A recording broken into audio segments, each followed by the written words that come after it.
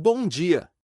Seja bem-vindo a mais uma edição do Pão Nosso de Cada Dia 2025, um quadro do canal A Palavra Responde. As reflexões deste ano continuam sendo baseadas na Maratona Bíblica 2025 da CCDP, intitulada The Way. Estamos lendo o Novo Testamento e Salmos, extraindo da leitura 360 palavras-chave para a nossa vida. São palavras que influenciarão nossa vida espiritual, emocional, familiar, profissional e muito mais. Participe conosco das reflexões trazidas diariamente pelo pastor Sinésio Santos. Deus te abençoe. Olá, meus queridos amigos, amados irmãos. Pastor Sinésio chegando com as considerações da leitura de hoje. E hoje nós lemos o capítulo 5 do Evangelho de Marcos. Deste capítulo, selecionei a seguinte palavra para a nossa reflexão: testemunhas. No hebraico se diz edim e no grego se diz mártires. No Antigo Testamento, a palavra edim, testemunhas, vem da raiz ed, que significa testemunha ou aquele que dá evidência. Ela está intimamente ligada à missão básica do povo de Deus.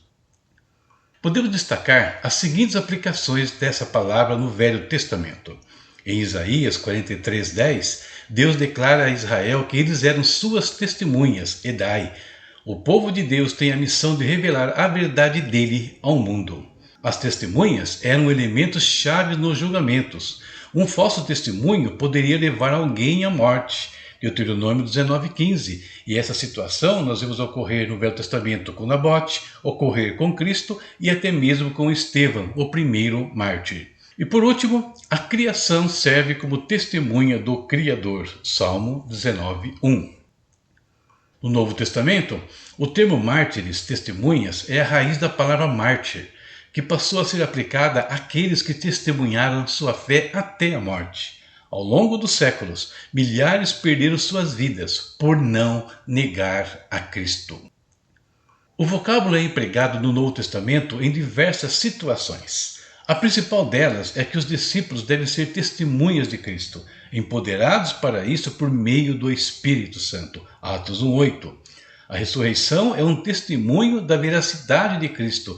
Analisamos isso esses dias atrás, e isso está lá em 1 Coríntios 15, do 3 ao 6.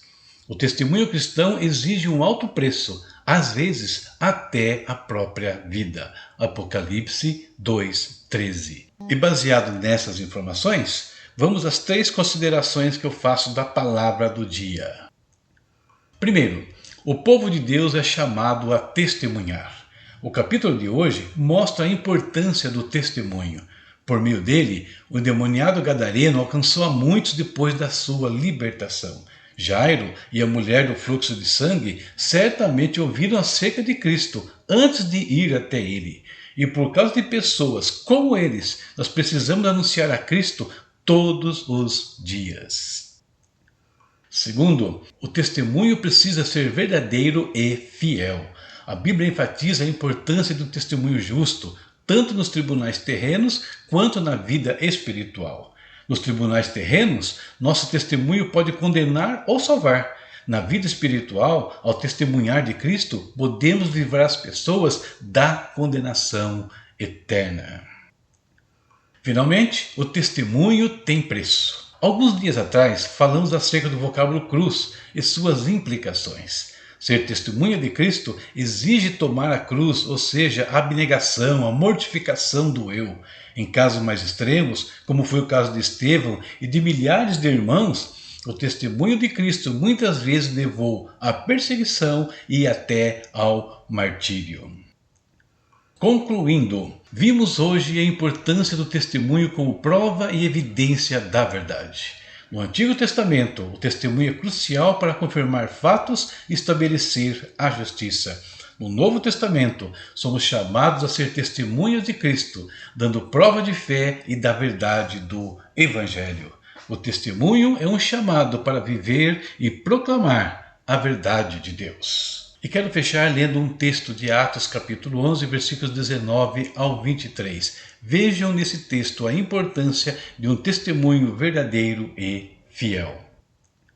E os que foram dispersos pela perseguição que sucedeu por causa de Estevão caminharam até a Fenícia, Chipre e Antioquia, não anunciando a ninguém a palavra, senão somente aos judeus. E havia entre eles alguns varões de Chipre e de Cirene, os quais, entrando em Antioquia, falaram aos gregos, anunciando o Senhor Jesus. E a mão do Senhor era com eles, e grande número creu e se converteu ao Senhor. E chegou a fama destas coisas aos ouvidos da igreja que estava em Jerusalém, e enviaram Barnabé até Antioquia. O qual, quando chegou e viu a graça de Deus, se alegrou e exortou a todos que, com firmeza de coração, permanecessem no Senhor. É isso. Por hoje, a leitura de amanhã, Marcos capítulo 6, já está na sua tela. Deus abençoe a sua vida, a sua casa e a sua família. Até amanhã, se o Pai permitir. Tchau, tchau. Conheça os e-books do pastor Sinésio Santos. Materiais escritos para inspirar, ensinar e transformar vidas. São títulos abordando temas como estudos bíblicos, histórias envolventes de ficção, orientações práticas para a vida cristã, capacitação de docentes, comentários bíblicos versículo por versículo. Cada obra é um convite para mergulhar em conteúdos que edificam e enriquecem o conhecimento, ajudando você a crescer em fé e sabedoria.